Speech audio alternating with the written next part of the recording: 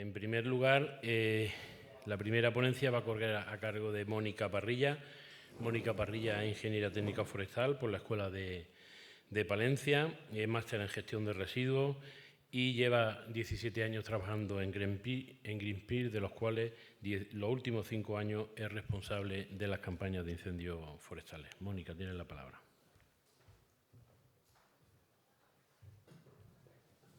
Bueno, pues muchas gracias, sobre todo por invitarnos.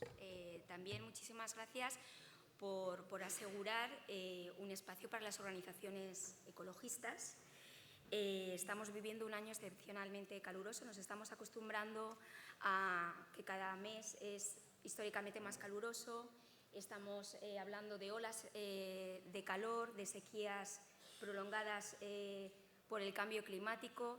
Los incendios forestales, al final, como se decían, realmente es un síntoma, es la punta del iceberg de la crisis ambiental y social en la que estamos. Y bueno, ayer se hablaba de la democratización de la información con las redes sociales. En una crisis incendiaria, pues las redes sociales pues se llenan de comentarios basados muchas veces en bulos y en lugares comunes, ¿no? Las redes sociales también contribuyen, obviamente, a la crisis, pero también se generan una serie de bulos asociados a lanzamiento de teorías conspirativas, cuestionar el papel del cambio climático, caer en bulos y en temas pasados como la recalificación de terrenos, confundir la piromanía, terrorismo ambiental, no contextualizar el problema, etcétera, ¿no? Y en todos esos bulos y esa serie de lugares comunes, además, de vez en cuando pues, se dice que el monte se quema por culpa de los ecologistas. Con lo cual, esto así también lo lanzó el consejero de Medio Ambiente de la Junta de Castilla y León, una manera de distraer la atención para evitar pues, que se señalase los fallos en su responsabilidad en el operativo de extinción de los incendios de la Sierra de la Culebra, ¿no? Contra la naturaleza no se puede hacer nada, es lo que dijo este señor, ¿no? Un rayo no puede generar unos incendios como han ocurrido, es una negligencia mayúscula, ¿no? Y en este ratito que tenemos vamos a hablar de cuál es la contribución de Greenpeace a los incendios de altísima intensidad. A ver. Bueno, lo primero comentaros que Greenpeace somos una organización medioambiental global, independiente política y económicamente, solo recibimos los fondos de socios y socias, estamos distribuidos en 55 oficinas regionales y nacionales, disponemos también de barcos y en esas prioridades globales, por supuesto, como no puede ser de otra manera, trabajamos en la región mediterránea, porque es reconocida como el segundo punto crítico de biodiversidad más grande en el mundo y además porque se aprecia con mayor rapidez todo el impacto del calentamiento global. Con lo cual, sí o sí, trabajamos en la campaña de incendios forestales, campañas que identifican, que movilizan, inciden, comunican para generar cambios. Bueno, voy a ir muy rápido, puedo hablar hasta más rápido que Eduardo Rojas, porque tenemos muy poquito tiempo. Importante, hablamos del riesgo de ignición. El riesgo de ignición, recordemos que el 95-96% de los incendios tienen causa origen humano, ¿no? Recordemos, en 2007 lanzamos un informe previo a la creación de las propias Fiscalías de Medio Ambiente en que indagamos en la tipología de quién está detrás de los incendios forestales. Con toda una serie con todos los datos de los detenidos de la Guardería Civil. En 2008 también hicimos un análisis de la respuesta penal por delito de incendio forestal para, como todo, tiene un objetivo para incidir en el refuerzo del papel de las fiscalías recién creadas, recursos. También contribuimos a que el enjuiciamiento fuera por tribunales profesionales frente al jurado popular.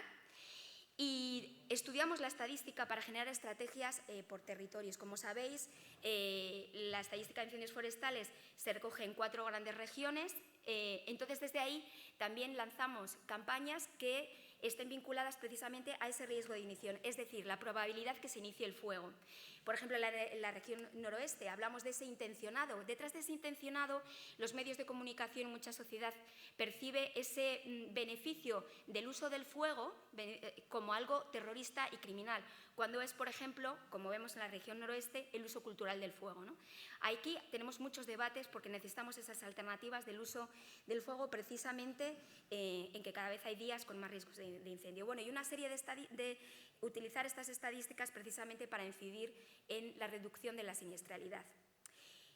Desde el 2009 nos hemos centrado en cómo el cambio climático incide en la evolución de los incendios, ¿no? Efectivamente, el cambio climático no es todo, que también se nos tacha de, para los y las ecologistas, el cambio climático es todo. No es todo, pero está claro que el origen, estamos hablando de esa siniestralidad, de eso que se recoge muy bien en las estadísticas, aunque siempre también hablamos de que ese intencionado tendría que estar desglosado para abordar lo que estábamos hablando del uso cultural del uso del fuego. Y hemos estado trabajando en distintos informes también para abordar, como ya se hace, de la importancia de los grandes incendios forestales, porque si bien es cierto que no hay más incendios forestales, o sea, no hay un crecimiento en el número de incendios forestales, lo cierto es que, como este año, los grandes incendios forestales son los responsables de la superficie, de un porcentaje muy alto de la superficie afectada, ¿no? Este año el 82% de la superficie afectada está solo en 55 episodios, ¿no? También hemos hablado de no bajar la guardia, que eso también se habla aquí. Ese verano que no queremos que ocurra también lo hemos alertado en anteriores años. Entonces tenemos masas forestales que sufren olas de calor, sequías agravadas por el cambio climático, con una planificación urbanística que además no tiene en cuenta el riesgo de incendio forestal. Lo que se entiende como un paisaje bucólico, un decorado estático, realmente es un paisaje inflamable, ¿no? Y aquí tenemos una foto, pues, de la interfaz con unos riesgos altísimos de incendio, de su propia extinción y para el propio operativo de extinción que no tiene seguridad, ¿no? Porque el otro día, ayer lo mencionaba Marc Castelnau, la prioridad de defensa, lo primero es la salvaguarda de la vida, ¿no? Lo siguiente, proteger los bienes, las casas, aunque estén vacías. Y lo tercero, proteger el medio ambiente. Claro, esto también se hablaba ayer, el escenario que queremos tener es donde tenemos que actuar. El hecho de meter unas casas y luego, que también lo comentaba ayer Marc, ¿no?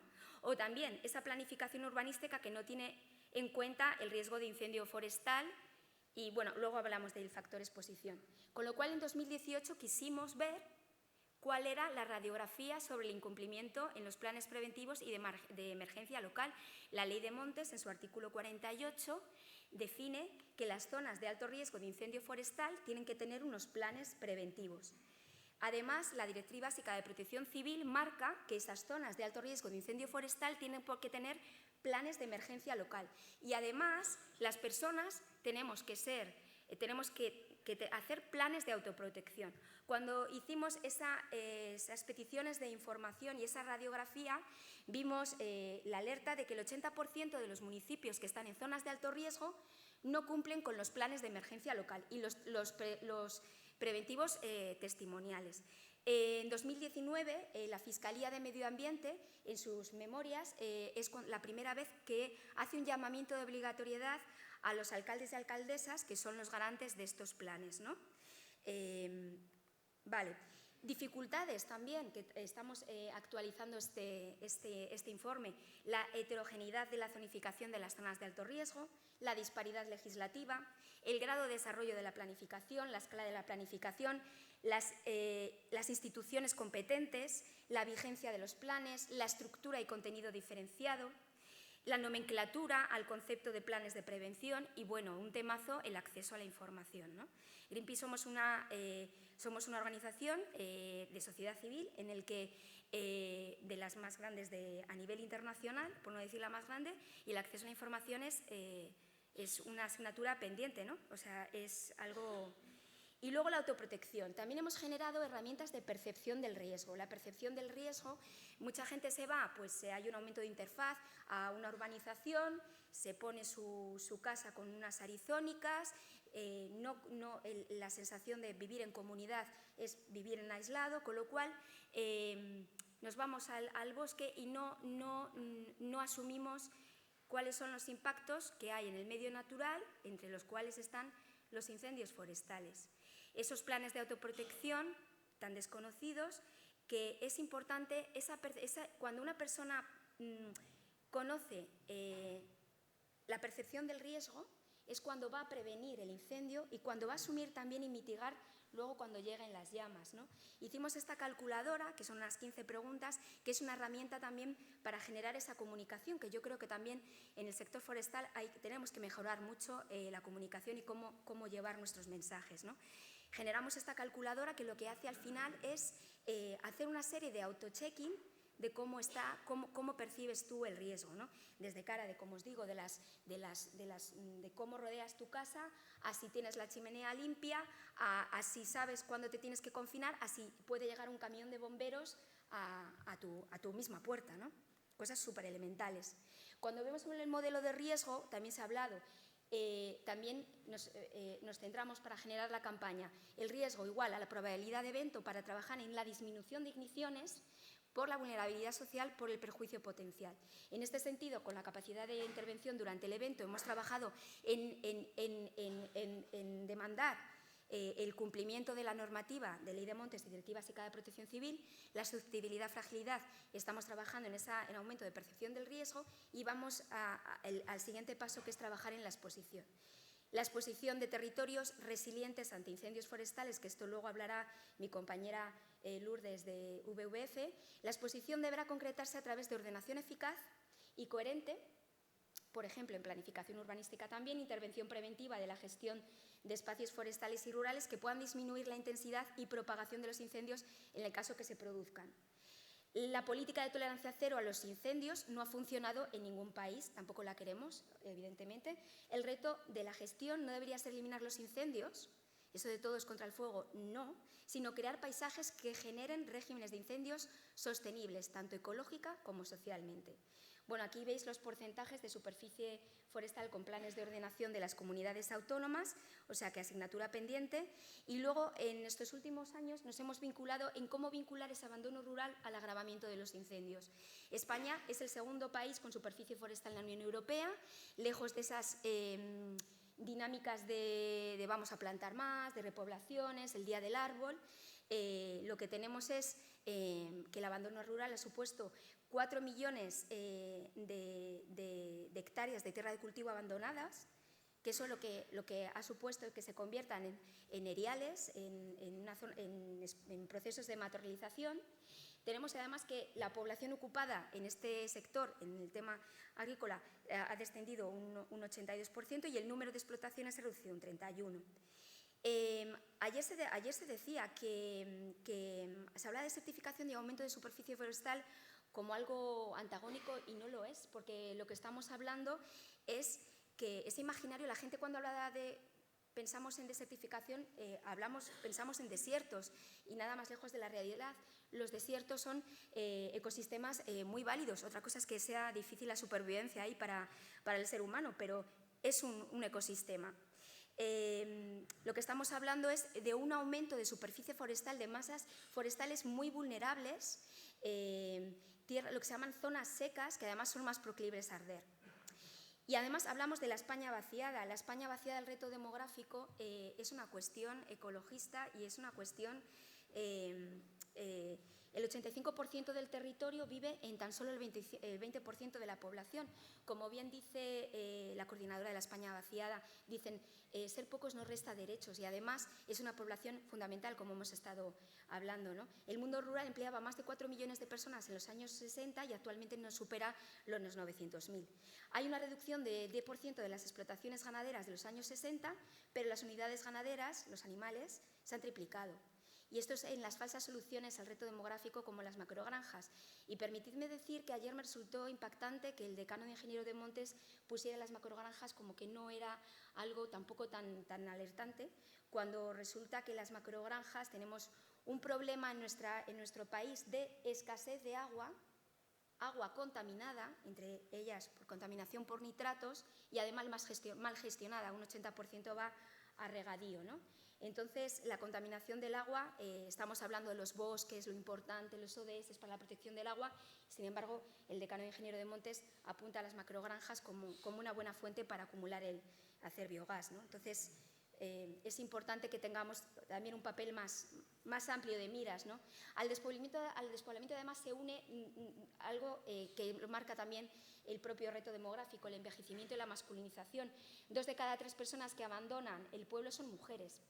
Hay una triple discriminación por ejercer una actividad económica sujeta a grandes incertidumbres y falta de apoyos, entorno masculinizado y un medio de apoyo y con poco apoyo social, máxima vulnerabilidad de las mujeres en el ámbito rural, el 45% de las mujeres asesinadas, esto es un dato 2019, estaban en municipios rurales, pero además también son agentes de cambio porque el 54% de las personas que deciden iniciar un negocio de emprendimiento son mujeres. Mostramos las soluciones también desde Greenpeace para amplificar además los mensajes. Tenemos distintos ejemplos también ligados al consumo rural, ¿no? Efectivamente, es muchísimo más en nuestro país consumir unos yogures que proceden de, por ejemplo, estos de Rebaños del Fuego, no es una iniciativa que seguro que también luego va a salir, o las ganaderas en red, igual más que plantar un árbol, ¿no?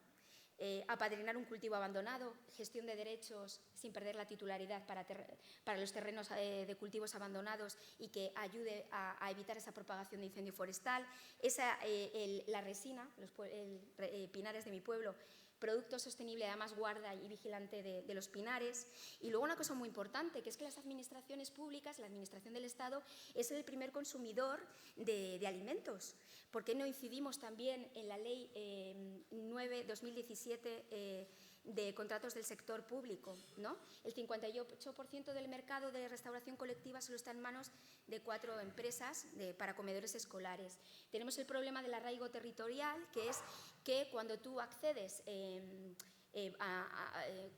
como empresa a una contratación pública, por ejemplo, para los comedores de los hospitales públicos, pues si tú quieres incentivar un consumo de productos rurales, ¿no?, sostenibles, pues te hablan del problema del arraigo territorial. Estamos trabajando para incidir en esta ley, precisamente para asegurar que los productos sostenibles de nuestros pueblos llegan a los comedores de colegios, hospitales, residencias de mayores, etcétera. Al final, de las personas consumidoras vulnerables, que es una de las figuras que marca también el Ministerio de Consumo, porque al final somos consumidores y consumidoras cautivas. Ahí no podemos elegir y se ha incrementado hasta por 5 el comer fuera, ¿no? Con lo cual aquí tenemos una muy buena posibilidad de incidencia. Los medios como audiencia y herramienta, ¿no? Una de las cosas que hacemos en Greenpeace también es a trabajar en la comunicación de incendios. Para eso presentamos con OSBO hace 2 años y con Pau Costa la comunicación sobre incendios, porque el periodismo también puede mitigar la emergencia climática. Os habrá pasado también como portavoces y portavozas que para hablar de incendios forestales es como el día de la marmota, no te dejan avanzar en las soluciones, en las verdaderas propuestas, aunque ha habido una gran mejora también. Bueno, ya se me ha puesto esto en rojo. 3 minutos. Vale. Bueno, pues que es importante también a los medios de comunicación tratarles como audiencia y explicarles y contextualizar que los incendios forestales no es un suceso, sino que efectivamente es ese síntoma que aborda muchas cosas. Trabajamos en la preemergencia para anticipar, para contribuir, para alertar, en la respuesta rápida, para comunicar, para la gestión de bulos, para amplificar los mensajes, en la posemergencia, como por ejemplo estos días que hemos estado alertando anticipadamente de que venían las lluvias, todo el mundo, qué bien que vienen las lluvias, bienvenidas las lluvias, pero qué pasa con las medidas urgentes en las zonas incendiadas. Y bueno, nuestras demandas, importante dentro que ya sabemos, los incendios forestales es un problema complejo que tiene infinitas soluciones y hay que abordarlas desde los distintos riesgos. Creo que es importante para la comunicación hablar de ese riesgo de ignición, riesgo de propagación. Hay que invertir en el sector primario y la gestión forestal de nuestros montes. Urge priorizar recursos económicos para incentivar la economía rural, fomentando esas actividades que generen en esos paisajes fragmentados mosaico, que reduzcan la propagación de los grandes incendios forestales, el cumplimiento de la normativa en las zonas ZAR, la comunicación a la ciudadanía también para que incentivar los planes de autoprotección y generar esas comunidades además organizadas y resilientes, ¿no?